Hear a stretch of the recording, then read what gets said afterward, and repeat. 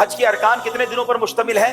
5। पहला कौन सा है? 8, दूसरा 9, तीसरा 10, 11 और 12। ये 5 अय्याम आपने याद रखने हैं। 8 जुल्हिज्जा, 9 जुल्हिज्जा, 10 जुल्हिज्जा, 11 जुल्हिज्जा, 12 जुल्हिज्जा। 8 जुल्हिज्जा का दिन हमने गुजारना है मिना में। वहां पढ़ेंगे 5 नमाजें। 5 नमाजें मिना में पढ़ना सुन्नत है। और पहली नमाज होगी जोहर। पहली कौन सी पढ़ेंगे? फिर असर, फिर मगरिब, अगली इशा और फिर फजर। ये फजर की नमाज हम अदा करेंगे तो ये कौन सी तारीख हो जाएगी? 9 जुल्हिज्जा। शाबाश। अच्छा, 9 जुल्हिज्जा का दिन it's the most important day of हज। यानी अगर आपको कोई कहता है कि हज किस दिन होता है, हज होता है 9 जुल्हिज्जा को। याद रखिएगा, हज का दिन कौन सा है? 9 जुल्हिज्जा। ये वकूफ अरफा, ये हज का रुकने आजम है, द मोस्ट इंपॉर्टेंट रुकन आप कह लें। हज के 3 फराइज हैं, एहराम पहनना, नियत करना और तवाफुज ज़ियारा, लेकिन रुकने आजम है वकूफ अरफा। तो वकूफ अरफा जो है ये मोस्ट इंपॉर्टेंट डे है। 9 जुल्हिज्जा का दिन आपने अरफात में गुजारना है। अच्छा, अब 9 जुल्हिज्जा अरफात में जब आप पहुंचेंगे तो वकूफ अरफा का जो वक्त शुरू होता है, जब जिसको कहें कि अरफात के दिन का वकूफ का वक्त शुरू होता है, जब जोहर का वक्त शुरू होता है ना, तो ये वक्त शुरू हो जाता है। सुभान अल्लाह। जैसे ही जोहर का वक्त शुरू हुआ, जितने लोग अरफात में एहराम की नीयत के साथ मौजूद हैं वो सब के सब हाजी हो जाते हैं। लेकिन अरफात से गुरूब आफताब तक नहीं निकलना। जब तक गुरूब आफताब, मगरिब का टाइम ना हो जाए, आपने अरफात नहीं छोड़ना। जो उससे पहले निकल जाता है उस पर दम हो जाएगा। तो याद रहे, जोहर के वक्त में जोहर पढ़नी है, असर के वक्त में असर पढ़नी है। अपने अपने खैमों में पढ़ें या जमात कर लें और वहां इबादत करें, दुआएं करें। गुरूब आफताब से पहले पहले अरफात को नहीं छोड़ना है। अब जब गुरूब आफताब के बाद आप निकलेंगे तो अब जाना है मुज़दलिफा। और मुज़दलिफा पहुंचकर अल्लाह की शान देखें। अरफात में मगरिब का वक्त हो गया है मगर मगरिब पढ़ने की इजाजत नहीं है। अच्छा, मुज़दलिफा में भी मगरिब और इशा पढ़ेंगे मगर इशा का वक्त शुरू हो जाने के बाद पढ़ेंगे। यानी इशा का वक्त शुरू हो गया, अब मगरिब और इशा पढ़ेंगे। और उसको मिलाकर पढ़ने का तरीका यह है कि मगरिब के पहले फर्ज पढ़ेंगे, फिर इशा के फर्ज पढ़ेंगे, फिर मगरिब की नवाफिल, मगरिब की सुन्नतें और नवाफिल, फिर इशा की सुन्नतें, वितर वगैरह अदा किए जाएंगे। अब ये रात है 10 जुल्हिज्जा की रात। सुबह 10 जुल्हिज्जा है। ये रात गुजारेंगे मुज़दलिफा में और इस रात इबादत भी करेंगे। और यहाँ फजर की नमाज पढ़ना या फजर के वक्त में यहाँ होना जरूरी है, क्योंकि मुज़दलिफा का जो वकूफ का वक्त है ये जब शुरू होता है कि जब फजर का वक्त शुरू होता है। अच्छा, अब सुबह हो गई।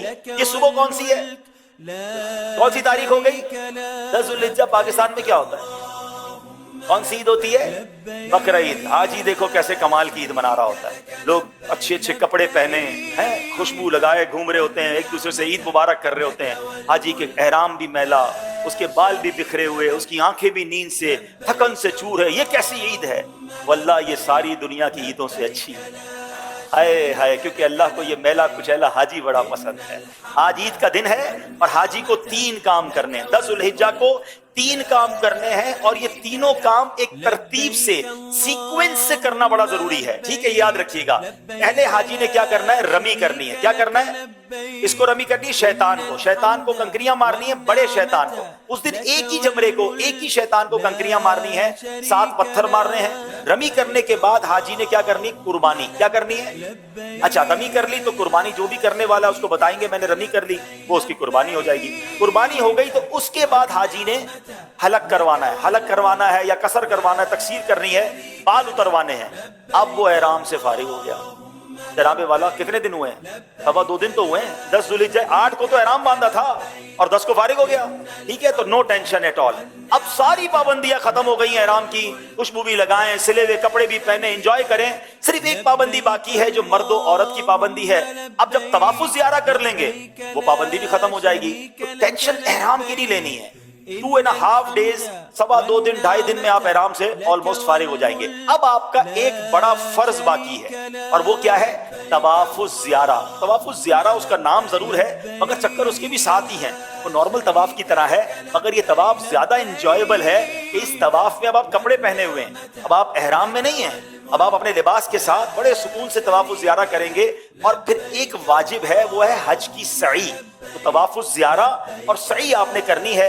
तवाफुज ज़ियारा का जो टाइम है वो 10 को भी कर सकते हैं, 11 को भी कर सकते हैं, 12 की गुरूब आफताब से पहले पहले करना है। तीसरी ईद को मगरिब की नमाज का वक्त शुरू होने से पहले पहले किसी भी वक्त तवाफ ज़ियारा किया जा सकता है, ठीक है। और जो सई है, जो तवाफ ज़ियारा के बाद करने वाली हज की सई है, वो आप कभी भी कर सकते हैं, 12 के बाद भी कर सकते हैं, लेकिन आप बेहतर है कि तवाफ ज़ियारा के साथ कर लें ताकि एक चीज कंप्लीट हो जाए। अब 11 और 12 ज़ुल्हिज्जा में दो मजीद आपने काम करने हैं।